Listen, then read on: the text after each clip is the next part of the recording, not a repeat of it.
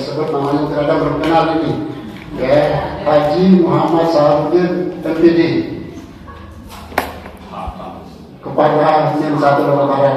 Kemudian sebelahnya ini perwakilan dari guru kelas 1, sebenarnya ada 2, Bu Sri Rahma temannya. Setelah kami kemarin mendapatkan pelatihan ini selama 2 hari di SMP 2 Punipa beberapa bulan yang lalu. Ya, kami berlima, ya, ada tim 1 lain lagi di wilayah selatan, yaitu Ibu Patiah SPDI, Guru Min 2 Lombok Barat, dan yang sebelah tadi yang disebut Ibu Sri Rahmawati, ya, Guru kelas 1 dari Min 1 Lombok Barat. Berikutnya samping kanan lagi, alhamdulillah kalian sudah kenal. Beliau pernah juga di sini menjadi pengawas kita, Ibu Hadiah Diana Rahmawati MSI. Ya, beliau sekarang menjadi pengawas bina di wilayah Gunung Sari Batu Layar. Dan dia sendiri juga alumni di sini, memanjatkan puja dan bersyukur kita kepada Allah SWT yang telah menciptakan begitu banyak nikmat kepada kita semua, sehingga berkat itu semua kita bisa hadir di tempat ini dalam keadaan sehat walafiat. Kedua kalinya selawat beserta salam semoga tercurah kepada baginda junjungan alam Nabi besar Muhammad SAW. Bapak Ibu yang kami banggakan, selain pandang sedikit masalah kegiatan yang akan kita laksanakan ini nanti, mulai dari pagi ini sampai dengan siang nanti, ya.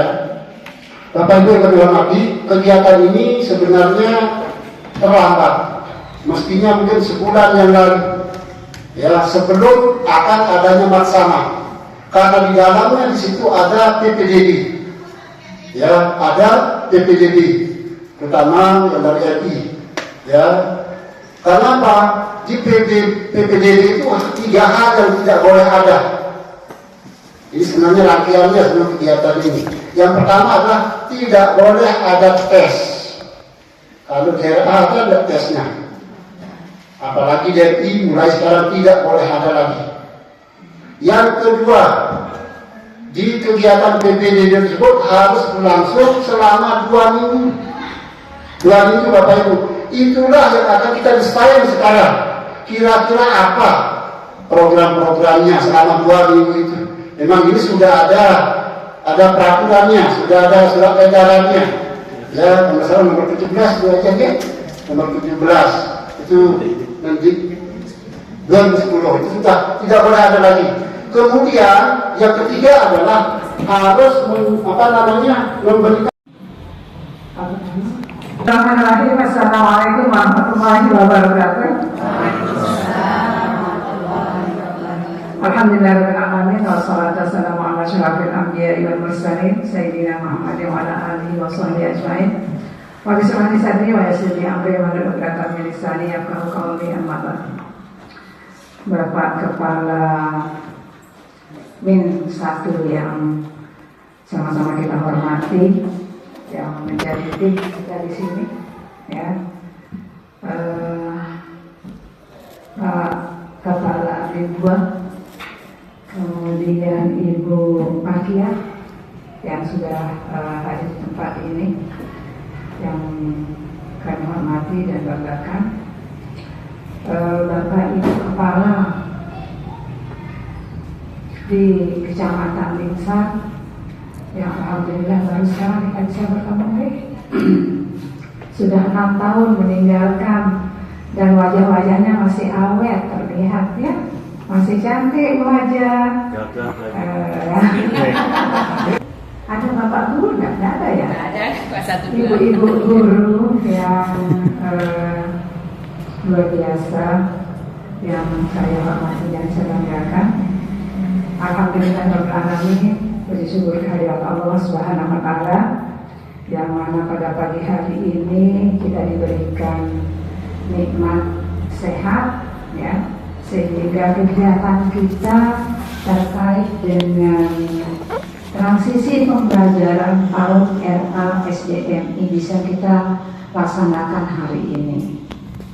Kedua kalinya salat serta salam kita sampaikan kepada junjungan Nabi besar kita Nabi Muhammad SAW serta keluarga dan sahabat beliau. Mudah-mudahan kita mendapatkan syafaatnya kelak di akhir zaman. Amin amin ya rabbal alamin. Bapak Ibu sekalian yang saya hormati dan saya banggakan, mungkin perlu yang berdiri saja nih ya, seperti kemarin. Ya, mohon izin Pak Kepala, bermaksud untuk menggurui, tetapi memang kami ini diberikan amanah ya, kita diberikan amanah oleh Kepala Kantor Kementerian Agama Lombok Barat untuk menyampaikan informasi terkait dengan pembelajaran transisi PAUD RA SDMI. Karena ini adalah tahun pertama Bapak Ibu. Jadi kami harus menyampaikan apa yang memang sudah ditetapkan, dan kita sudah kemarin sudah berkomunikasi dengan dari dinas ya untuk disampaikan mengenai kebijakan transisi pembelajaran PAUD ini Bapak Ibu. Jadi itulah yang akan kami sampaikan pada hari ini ya, keadaan ini ya, tentang transisi ini. Karena apa Bapak Ibu?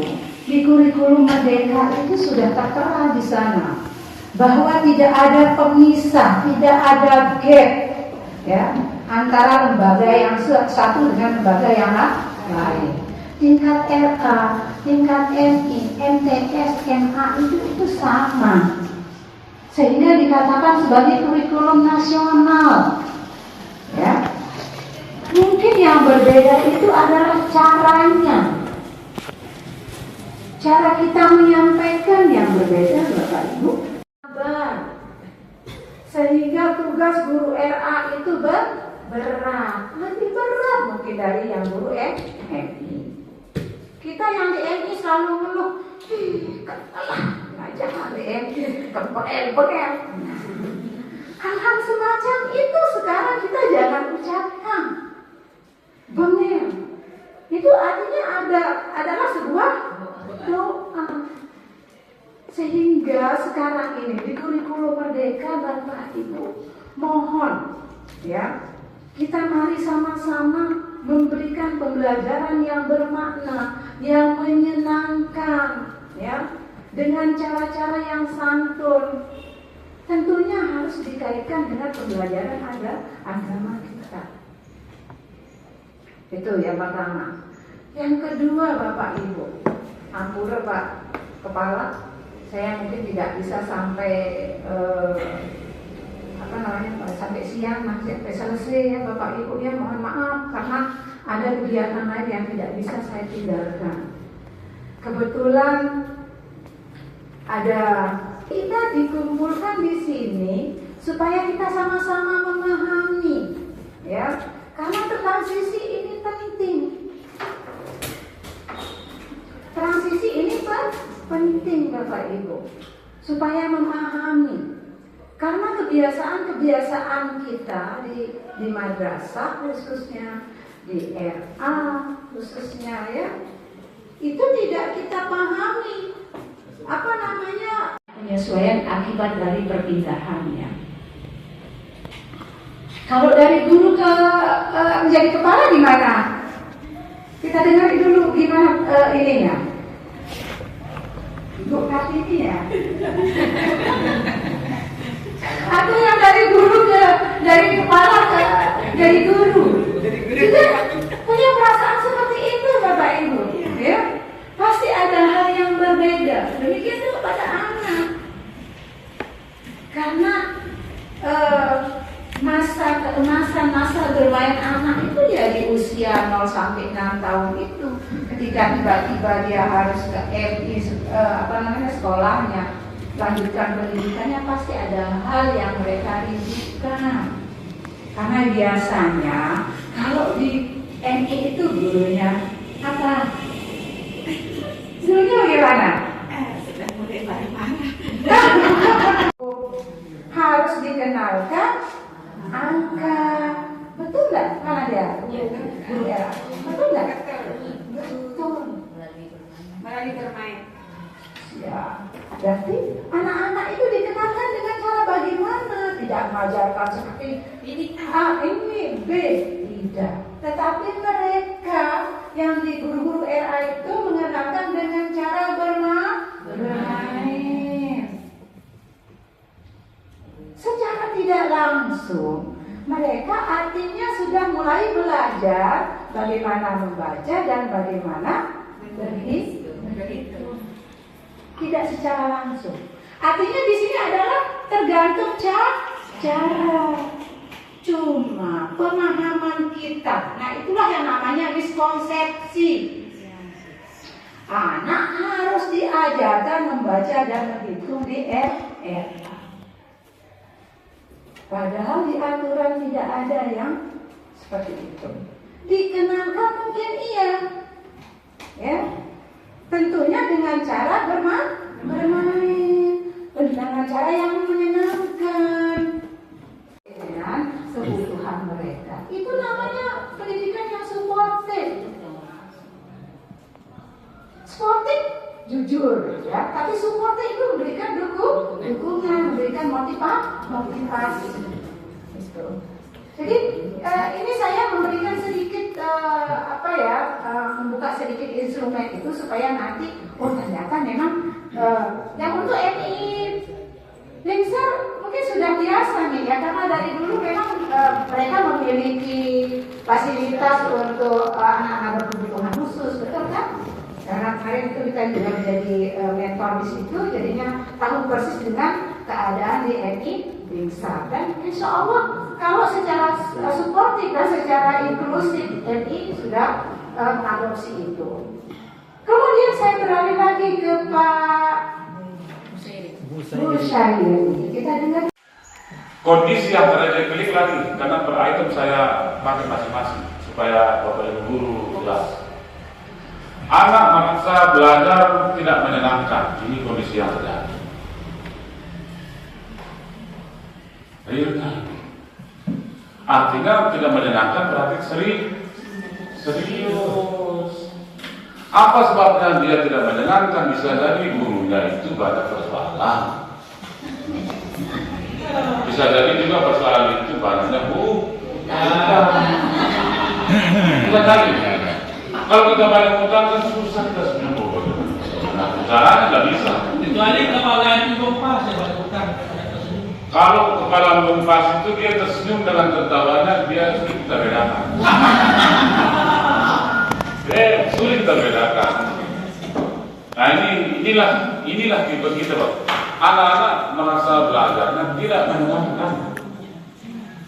Ini yang harus terjadi. Sebabnya mana? Bisa anak itu sendiri yang kita tidak paham emosionalnya, jadi tidak paham kita sebagai gurunya emosionalnya ini seperti kalau misalnya dia berangkat dari kita sekarang kita ajar dari kelas 1, emosionalnya kan belum tentu Bapak Ibu paham. Hanya kita mengambil kepada kurikulum yang ada saja. Bagaimana caranya guru MI ini menyelesaikan kurikulumnya dengan tepat? Itu yang ada di kepalanya guru MI. Makanya benar katanya untuk era masih berharap. Coba nanti kita klik lagi Pak. Yang kedua adalah anak percaya bahwa dirinya tidak pintar saat belajar cari itu. Dia tahu, merasa diri. Kenapa? Karena pengalamannya dia adalah menyebut, menghafal berbeda dengan memahami. Misalnya kami baik hafal kita sudah biasa, tapi kan kita tidak mengerti. Kemudian kita ajarkan seperti apa? Bisa kira-kira? Bisa. Harus dia bisa. Bukan bisanya lemah, harus dia bisa. Harus bisa. Yang berikutnya adalah anak belum dapat merawat diri ya saudara. Anak mampu membaca maupun namun tidak paham arti kata atau literasi. Tahu baca doang, kalau dengar paham dan maksudnya. Tahu yang membaca dan demam tahu karena anda bilang ini bahasa sasar, bahasa saya beda mungkin sama ibu guru. Tahu baca dan demam ngerti apa karena bacaan. Kalau kita mengerti Quran kita bisa jabat, tapi tafsirnya kita tidak paham. Seperti yang saya contohkan tadi, kita hafal ya, cuma bisa tahu maksudnya. Kan gitu ya? Yang besok jangan itu terjadi. Lanjutkan kita Pak Bing. Yang keenam, anak kurang merasa kemampuan dalam berkomunikasi. Nah, begini maksudnya. Anak-anak ini gambarannya adalah hanya dia berkomunikasi dengan orang yang dia suka. Ya Bu ya, misal bapak adalah kan, iya doang kancil. Dia belum bisa untuk berkomunikasi dengan yang lain, dengan teman banyak orang. Makanya di dalam bentuk psikotes itu adalah mana anak yang familiar. Siapa suka dengan si A, siapa yang suka dengan si B, siapa yang tidak suka dengan A, siapa yang tidak suka dengan si B. Panahnya terus, itu dalam diagram kita tulis dia. Ternyata kalau si A ini banyak yang senang, maka itulah yang orang yang familiar di kelas itu. Biasanya mereka yang menjadi ketua kelas, karena banyak yang suka. Sukanya macam-macam, apakah dia penampilannya bagus, rapi anaknya. Nah ini maksudnya. Karena orang suka karena penampilan mungkin ya, atau karena komunikasinya nanti. Alhamdulillahirabbil alamin. Wassalatu wassalamu ala asyrofil anbiya'i wal mursalin wa ala alihi wa sahbihi ajma'in. Amma ba'du. Yang terhormat Bapak Kepala Min 1 Lombok Barat dan saya hormati pula Bapak Kepala Min 2 Lombok Barat dan Bapak-bapak dan Ibu Kepala Madrasah Ibtidaiyah dan RA ya, sudah terdapat, dan beserta Bapak Ibu guru yang kami hormati. Terima kasih atas kesempatan ini. Baiklah, tadi sudah diuraikan dengan panjang lebar tentang macama. Bagaimana?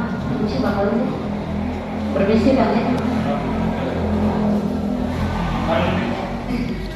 Harapan dari Bapak Ibu dari RA, bagaimana anak-anak itu tetap menyenangkan begitu masuk ke MI. Nah, sekarang di awal macama kan selama 2 minggu ini kita sepakat bahwa macama itu harus menyenangkan seperti apa yang diharapkan oleh Bapak Ibu guru dari RA. Nah, ini kita akan bersama melalui minggu ketiga. Nah, disitulah awalnya bagaimana kita mau proses pembelajaran. Nah, sebelum proses pembelajaran itu kita dulu adakan asesmen. Saya yakin Bapak dan Ibu guru khususnya di MI kelas 1 kita sharing aja ya. Yang juga mengambil pelajaran dari Bapak Ibu apa yang sudah Ibu lakukan, yang juga apa yang sudah yang lakukan, nanti kita sharing bersama-sama, okay? Karena kita seperjuangan ini di kelas 1 itu awalnya dia di MI di RA itu masih bermain, belum diterapkan untuk harus bisa membaca, belum berhitung. Nah, disitulah sekarang di MI kelas 1 ini diharapkan mereka bisa dikembangkan untuk pengetahuannya tentang itu.